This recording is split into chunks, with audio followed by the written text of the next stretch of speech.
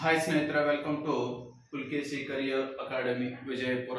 ಸ್ನೇಹಿತರೆ, SSLC ವಿದ್ಯಾರ್ಥಿಗಳಿಗೆ ಸಂಬಂಧಪಟ್ಟ ಹಾಗೆ SSLC ಅಲ್ಲಿ ಪ್ರಮುಖವಾಗಿ ಒಂದು ಅಂಕದ ಪ್ರಶ್ನೆ ಫಿಕ್ಸ್ ಎದ್ರ ಮೇಲೆ ಅಂತಂದ್ರೆ ಕ್ವಶನ್ ಟ್ಯಾಗ್ ಮೇಲೆ ಇರುತ್ತೆ.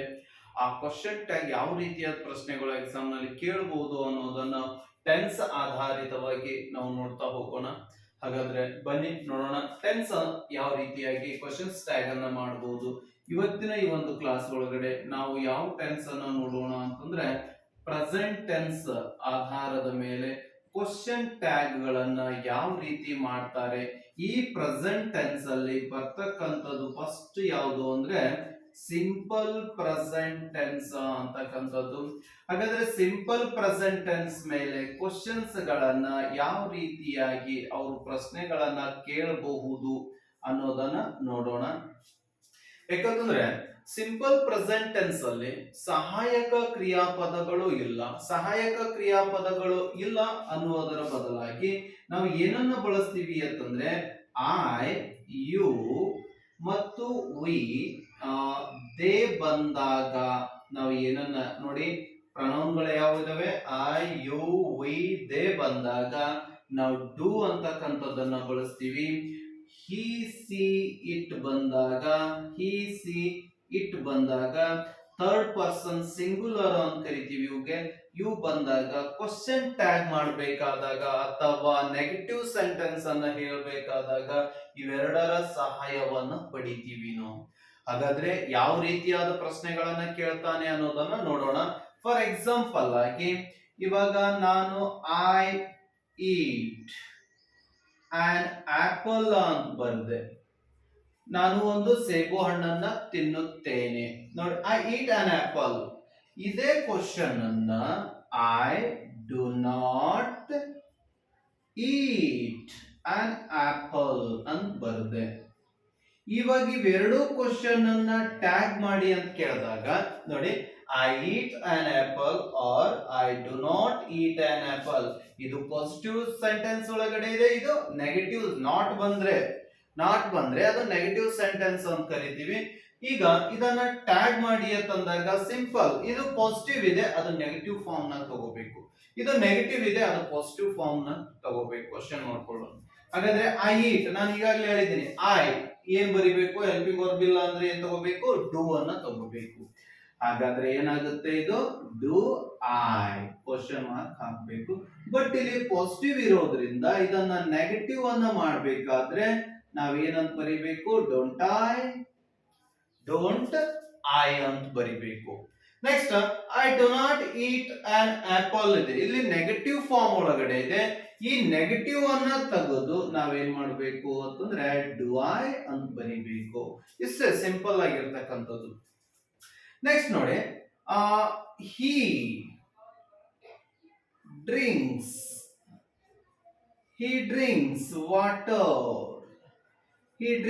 water. ಇದೇ ಕ್ವಶನ್ ಅನ್ನ he does not drink water. ನೋಡಿ, he does not drink water. ಇಲ್ಲಿರ್ತಕ್ಕಂಥ ಎಸ್ ಪ್ರತ್ಯಯ ಇವಾಗ ಡಸ್ ಬಂದಾಗ ಈ ಎಸ್ ಪ್ರತ್ಯಯ ಹೋಗುತ್ತೆ, ಏನ್ ಬರುತ್ತೆ ಈ ಕಡೆ ಬಂದಾಗ ಇದು ಕೇವಲ ಡ್ರಿಂಕ್ ಆಗುತ್ತೆ.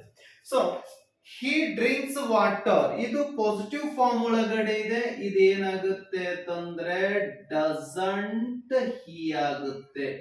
ಏನಾಗುತ್ತೆ, doesn't he. Third person singular ಅಲ್ಲಿ ಇರುವುದರಿಂದ ಇಲ್ಲಿ ಡಸ್ ಅಂತಕ್ಕಂತ ಸಹಾಯಕ ಕ್ರಿಯಾಪದವನ್ನು ನಾವು ಬಳಸ್ತಾ ಇದೀವಿ, ಇದು ಡಸಂಟ್ ಹಿ ಆಗುತ್ತೆ. ಇಲ್ಲಿ ಆಲ್ರೆಡಿ ನೆಗೆಟಿವ್ ಸೆಂಟೆನ್ಸ್ ಒಳಗಡೆ ಇರುವುದರಿಂದ ಇದನ್ನ ನಾವೇನ್ ಬಳಸ್ತೀವಿ, ಡಸ್ ಹಿ ಅಂತ ಬಳಸ್ತೀವಿ ಸ್ನೇಹಿತರೆ. ಇದೇ ಕ್ವಶನ್ ಅನ್ನ ಏನಾದ್ರೂ ಹೆಸರಲ್ಲಿ ಇದ್ರೆ, for example Ramesh sings a song, Ramesh sings a song ಅಂತಿದ್ದಾಗ ಇಲ್ಲಿ ನೋಡಿ ರಮೇಶ್ ಸಿಂಗ್ಸ್ ಸಾಂಗ್ ಅಂತಿದ್ದಾಗ ರಮೇಶ್ ಅನ್ನೋದು ಥರ್ಡ್ ಪರ್ಸನ್ ಅಲ್ಲಿ ಇರೋದ್ರಿಂದ ಡಸಂಟ್ ರಮೇಶ್ ಅನ್ನೋದು ಏನನ್ನ ತೋರಿಸುತ್ತೆ, ಅವನು ಅಂತ ತೋರಿಸುತ್ತೆ. ಹಾಗಾಗಿ ಇಲ್ಲಿ ಡಸಂಟ್ ರಮೇಶನ ಬದಲಾಗಿ ಹಿ ಅಂತಕ್ಕಂಥದ್ದನ್ನ ಬಳಸ್ತೀವಿ ಸ್ನೇಹಿತರೆ. ಅದನ್ನೇ ನೆಕ್ಸ್ಟ್ ಒಂದು ನೋಡಿದಾಗ ಶಾರದಾ ಶಾರದಾ ರೈಟ್ಸ್ ನೋಟ್ಸ್ ಅಂತ ಬಂದಾಗ ಶಾರದಾ ರೈಟ್ಸ್ ನೋಟ್ಸ್ ಅಂತ ಬಂದಾಗ ನಾವಿಲ್ಲಿ ಶಾರದಾ ಥರ್ಡ್ ಪರ್ಸನ್ ಸಿಂಗುಲರ್, ಇದು ಸಿಂಪಲ್ ಪ್ರೆಸೆಂಟ್ ಟೆನ್ಸ್ ಅಲ್ಲಿ ಇರೋದ್ರಿಂದ ಏನ್ ಬರೀತೀವಿ, ಡಸಂಟ್ ಶಾರದಾ ಅನ್ನೋದು ಏನ್ ಸೂಚಿಸುತ್ತೆ, ಅವಳು ಅಂತ ಸೂಚಿಸುತ್ತೆ. ಹಾಗೆ ಡಸಂಟ್ ಸಿ ಅಂತ ಬರೀತೀವಿ ಸ್ನೇಹಿತರೆ. ಇಷ್ಟೇ ಸಿಂಪಲ್ ಆಗಿರ್ತಕ್ಕಂಥದ್ದು. ಇಲ್ಲಿ ಹೆಸರು ಬಂದಾಗ ಅದು ಅವನ ಆಗ್ತದೋ ಅಥವಾ ಅವಳು ಆಗ್ತದೋ ಅನ್ನೋ ನೋಡಿ ಹಿ ಅಥವಾ ಸಿ ಅನ್ನ ಹಚ್ಚಿ, ಇನ್ ಕೇಸ್ ಏನೂ ಅದು ಸಂಬಂಧ ಪಡ್ಲಿಲ್ಲ ಅಂತಂದ್ರೆ ಅಲ್ಲಿ ಇಟ್ ಅಂತಕ್ಕಂಥದ್ದನ್ನ ಹಚ್ಬೇಕಾಗುತ್ತೆ. ಸೊ ಇಲ್ಲಿ ಪಾಸಿಟಿವ್ ಇದ್ದಾಗ ನಾವು ಡೋಂಟ್ ಅನ್ನ ಹಚ್ಬೇಕು, ನೆಗೆಟಿವ್ ಇದ್ದಾಗ ಡು ಐ ಅನ್ನ ಹಚ್ಬೇಕು. ಯಾವಾಗ ಇದು ಅಲ್ಲಿ ಹೆಲ್ಪಿಂಗ್ ವರ್ಬ್ ಇಲ್ಲ ಇರದೇ ಇದ್ದ ಪಕ್ಷದಲ್ಲಿ ನಾವು ಡು ಅಂಡ್ ಡಸ್ ಅಂತಕ್ಕಂಥ ಸಹಾಯಕ ಕ್ರಿಯಾಪದಗಳನ್ನ ನೋಡ್ಬೇಕು ಸ್ನೇಹಿತರೆ. ಮುಂದೆ ಬರ್ತಕ್ಕಂಥ ಟೆನ್ಸ್ ಯಾವುದು ಅಂತಂದ್ರೆ ಪ್ರೆಸೆಂಟ್ ಕಂಟಿನ್ಯೂಯಸ್ ಫಾರ್ಮ್ ಇದೆ, ಅದನ್ನ ನೋಡೋಣ. ನೋಡಿ, ಪ್ರೆಸೆಂಟ್ ಕಂಟಿನ್ಯೂಯಸ್ ಟೆನ್ಸ್ ಅಲ್ಲಿ ಹೆಲ್ಪಿಂಗ್ ವರ್ಬ್ಗಳು ಏನ್ ಬರ್ತವೆ ಅಂತಂದ್ರೆ ಈಸ್ ಬರುತ್ತೆ, ಆಮ್ ಬರುತ್ತೆ ಮತ್ತು ಆರ್ ಬರುತ್ತೆ. ಥರ್ಡ್ ಪರ್ಸನ್ ಸಿಂಗುಲರ್ ಇದ್ದಾಗ ಹಿ ಸಿ ಇಟ್ ಗೆ ಈಸ್ ಬರುತ್ತೆ, ಫಸ್ಟ್ ಪರ್ಸನ್ ಸಿಂಗುಲರ್ ಗೆ ಐ ಬರುತ್ತೆ ಮತ್ತು ಉಳಿದಿರ್ತಕ್ಕಂಥ plural form first person plural, second person plural ಮತ್ತು ಥರ್ಡ್ ಪರ್ಸನ್ ಪ್ಲೂರಲ್ ಗೆ ಏನ್ ಬರುತ್ತೆ, ಆರ್ ಬರುತ್ತೆ. ಎಕ್ಸಾಂಪಲ್ ಗಳನ್ನ ನೋಡ್ತಾ ಹೋಗೋಣ. ಯಾವ ರೀತಿಯಾಗಿರ್ತಕ್ಕಂಥ ಎಕ್ಸಾಂಪಲ್ ಗಳು ಇಲ್ಲಿ ಬರ್ತವೆ ಅಂತಕ್ಕಂಥದ್ದನ್ನ ಸ್ವಲ್ಪ ನೋಡೋಣ ಸ್ನೇಹಿತರೆ.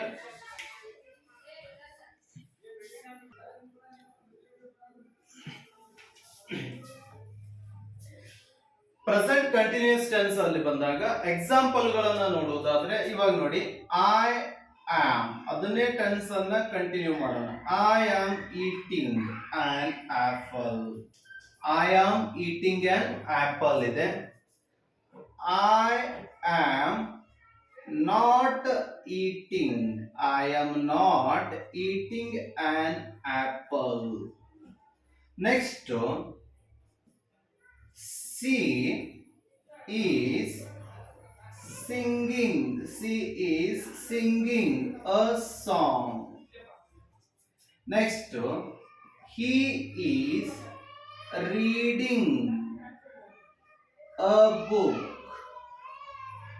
Next, we are writing a novel. Next, boys are playing cricket. ನೋಡಿ ಏನಿದೆ, I am eating an apple ಇದೆ. ಇಲ್ಲಿ ಆಲ್ರೆಡಿ ಹೆಲ್ಪಿಂಗ್ ವರ್ಬ್ ಅವರು ಕೊಟ್ಟಿದ್ದಾರೆ, ಹೆಲ್ಪಿಂಗ್ ವರ್ಬ್ಗಳು ಇಲ್ಲಿದ್ದಾವೆ. ನಾವೇನ್ ಮಾಡ್ಬೇಕಾಗಿದೆ, ಪಾಸಿಟಿವ್ ಇದ್ರೆ ಶಾರ್ಟ್ ಆಗಿ ನೆಗೆಟಿವ್ ಅನ್ನ ಬರಿಬೇಕು. I am eating an apple ಇದೆ, ಇಲ್ಲಿ ಒಂದು ಏನ್ ಯೋಚನೆ ಮಾಡ್ಬೇಕು ಅಂತಂದ್ರೆ ಇಲ್ಲಿ ಆಮ್ ಹೆಲ್ಪಿಂಗ್ ವರ್ಬ್ ಇರೋದ್ರಿಂದ ಆಮ್ ನ ಬದಲಾಗಿ ನಾವ್ ಏನ್ ಬಳಕೆ ಮಾಡ್ಬೇಕು ಅಂದ್ರೆ ಆರ್ ಅನ್ನ ಬಳಕೆ ಮಾಡ್ಬೇಕು. ಅರಂಟ್ ಆಯ ಅಂತ ಆಗುತ್ತೆ, ಅರಂಟ್ ಆಯ ಅಂತ ಆಗುತ್ತೆ. I am not eating an apple ಅಂತಿದ್ದಾಗ ಇಲ್ಲಿನೂ ಸಹಿತ ಆಮ್ ದ ಬದಲಾಗಿ ಆರ್ ಅಂತ ಬರುದು, ಅರಾಯ್ ಅಂತ ಕರೀತೀವಿ. ನೋಡಿ, ನಾಟ್ ಇದೆ, ಅರಾಯ್ ಅಂತ ಬರ್ದಿದ್ದೀನಿ. ಐ ಆಮ್ ಈಟಿಂಗ್ ಇದೆ, ಪಾಸಿಟಿವ್ ಇದೆ, ಇದನ್ನ ನೆಗೆಟಿವ್ ಅರಂಟ್ ಐ ಅಂತ ಆಗುತ್ತೆ. Then she is singing a song, then she is singing a song, ಅವಳು ಹಾಡನ್ನು ಹಾಡುತ್ತಿದ್ದಾಳೆ ಅಂತಿದ್ದದ್ದನ್ನ ಅವಾಗ ನಾವು question ಆಗ್ತೇವೆ.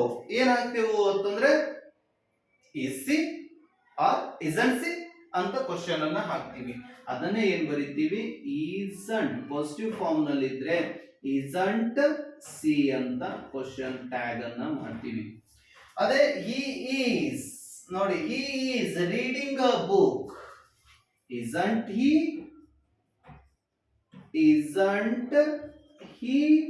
Then we are, aren't we,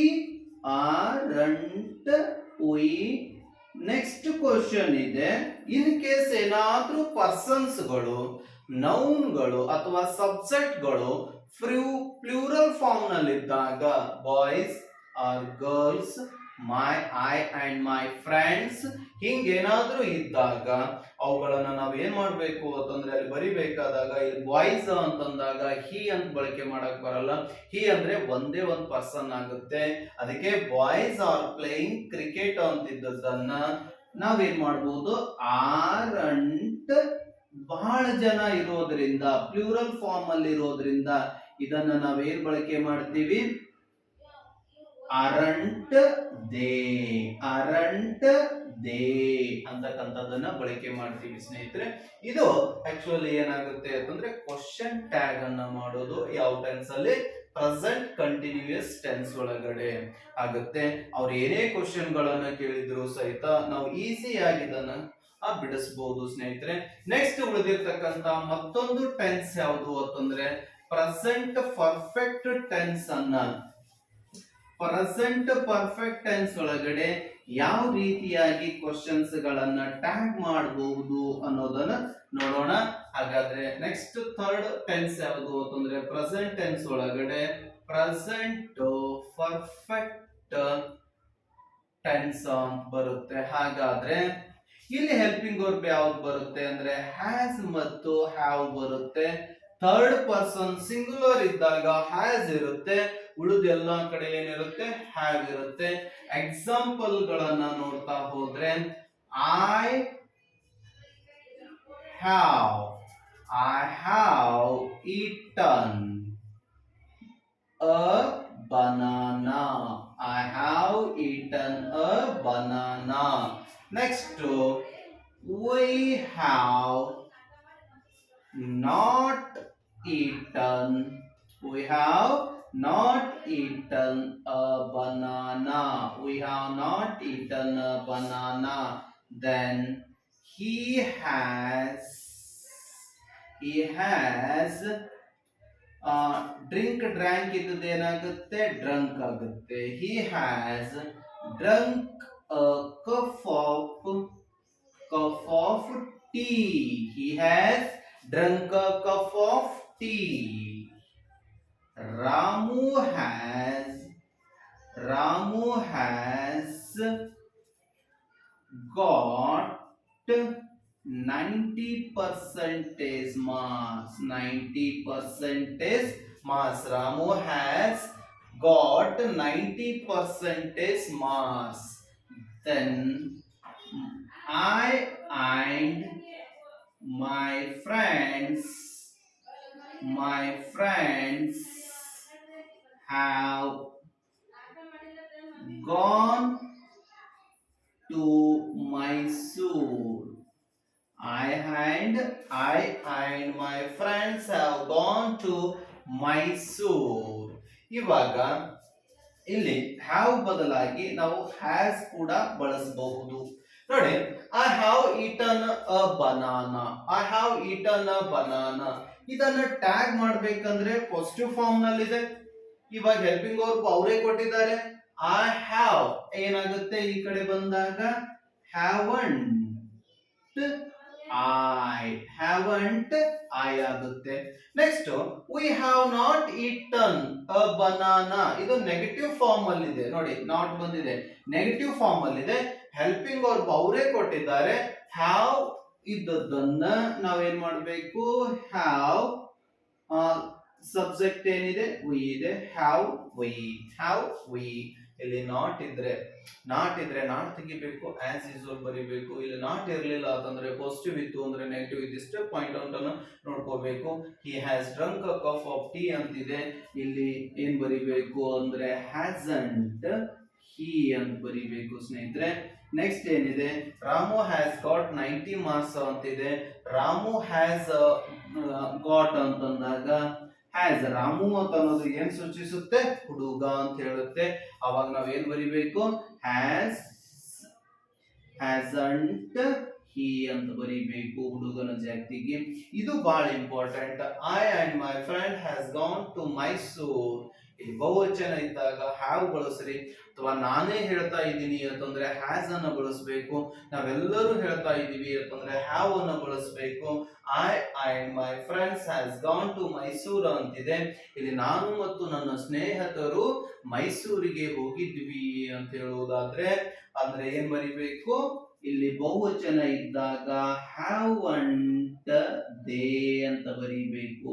ಇಲ್ಲಿ ಐ ಮತ್ತು ಮೈ ಫ್ರೆಂಡ್ಸ್ ಅಂದಾಗ ಬಹಳ ಜನ ಆಗ್ತೀವಿ, ಹಾಗಾಗಿ ಅಲ್ಲಿ ಏನನ್ನು ಬಳಕೆ ಮಾಡಬೇಕು, ಹ್ಯಾವಂಟ್ ದೇ ಅಂತ ಬಳಕೆ ಮಾಡಬೇಕು. ಇನ್ನು ಪಾಸ್ಟ್ ಟೆನ್ಸ್ ಅಲ್ಲಿ ಉಳಿದಿರ್ತಕ್ಕಂಥ ಟ್ಯಾಗ್ ಕ್ವಶನ್ಸ್ ಗಳನ್ನ ಮುಂದಿನ ಪಾರ್ಟ್ 2 ವಿಡಿಯೋದಲ್ಲಿ ನೋಡೋಣ ಅಂತ ಹೇಳ್ತಾ ಈ ಕ್ಲಾಸ್ ಅನ್ನು ಮುಗಿಸ್ತಿದ್ದೀನಿ. ಈ ವಿಡಿಯೋ ತಮಗೆ ಇಷ್ಟವಾಗಿದ್ರೆ ತಮ್ಮೆಲ್ಲ ಸ್ನೇಹಿತ ಬಳಗಕ್ಕೆ ಕಳಿಸ್ರಿ ಅಂತ ಹೇಳ್ತಾ ಆಲ್ ದಿ ಬೆಸ್ಟ್.